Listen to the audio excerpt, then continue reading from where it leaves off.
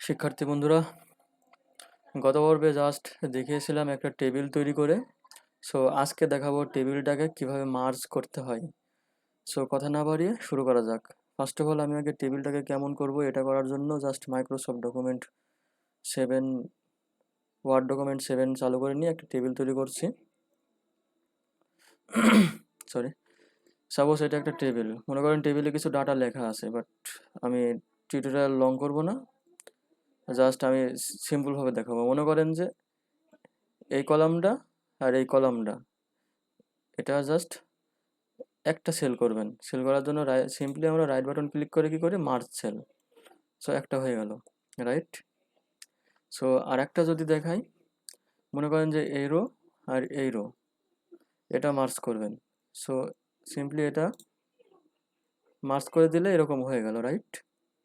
So এটা just আমি ওয়েবে দেখাবো কি করে করতে হয়।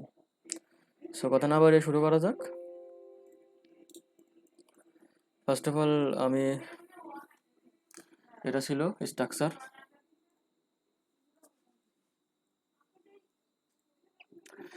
সো ফার্স্ট অফ অল আমি চাচ্ছি যে প্রথমে এই দুইটা, এই কলামটা আর এই কলামটা, অর্থাৎ এই সেল আর এই সেল, দুইটা একটা সেলে রূপান্তরিত হবে। সো এটা করার জন্য জাস্ট সিম্পলি আমরা এই যে টিডি আছে না, এটা টেবিল ডাটা, অর্থাৎ এই টেবিল ডাটা দুটাকে মার্জ করব। সো আমি সিম্পলি একটু বড় করে নিলাম, জুম করে নিলাম। সো মার্জ করার জন্য ফার্স্ট অফ অল যে কোনো একটাকে বাদ দিতে হবে। সো আমি ফার্স্ট অফ অল, আচ্ছা বাদ না দিয়ে দেখাই, বাদ না দিয়ে করলে কেমন হয় জিনিসটা দেখাই। জাস্ট টেবিল ডাটার মধ্যে লিখবেন, যেহেতু কলাম কলাম করব সেহেতু কল স্পেন লিখবেন, COLSPN, কল স্পেন লিখে এভাবে লিখবেন। জাস্ট কয়টা মার্জ করবেন, দুইটা, এটা আর এটা, অর্থাৎ এটা। তো এটার জন্য জাস্ট এখানে 2 লিখে দেবেন। সো এবার সেভ করে যদি রিলোড করি, দেখেন এটা কিন্তু দুইটা হয়ে গেছে, বাট একটা প্রবলেম ক্রিয়েট হয়েছে, সেটা হচ্ছে কি এটা ডান দিকে চলে গেছে। তো আমি ফার্স্টে বলেছিলাম যে একটা টেবিল সেলকে বাদ দিতে হবে। সো বাদ দেওয়ার জন্য সাপোজ এখান থেকে এটা শেষ। সো আমি যদি সিম্পলি এখানে এটা বাদ দিয়ে দিই, ডিলিট করে দিই, সেভ করে রিলোড, দেখেন হয়ে গেছে। সো আপনারা যদি মনে করেন যে এটা তো দুইটা করলাম, সো তিনটা করব, সিম্পলি এখানে 3 লিখে দেবেন,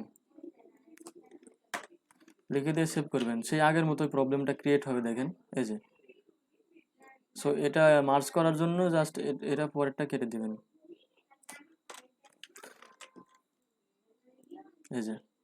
আশা করি বুঝতে পেরেছেন। তো 3টা 4টা 5টা যা করবেন এটা আপনাদের হোমওয়ার্ক থাকলো, এক্সট্রা করে করবেন। আর আমি আর একটা দেখিয়েছিলাম, এটা তো দেখালাম কলামের, এবার দেখাবো রো স্পেন, রো এর জন্য, অর্থাৎ এই রোটা আর এই রোটা, সরি এটা না, এইভাবে এটা আর এটা, এটা একটা করে করে ফেলবো। সো এটা করার জন্য সিম্পলি নিচেরটা, রাইট। সো নিচের এই দুটা করতে চাচ্ছি, সো এটা আর এটা। সো এটা করার জন্য ফার্স্ট অফ অল আমি এখানে লিখবো টেবিল ডাটার মধ্যে, রো এর মধ্যে লিখবেন না খবরদার, লিখবো হচ্ছে রো স্প্যান লিখে জাস্ট, যেহেতু দুইটা করব, 2 লিখে দিয়ে জাস্ট সেভ। বাট এখানে একটা প্রবলেম ক্রিয়েট হবে, দেখবেন এই যে, সেই আগের মতো প্রবলেম ক্রিয়েট হয়েছে।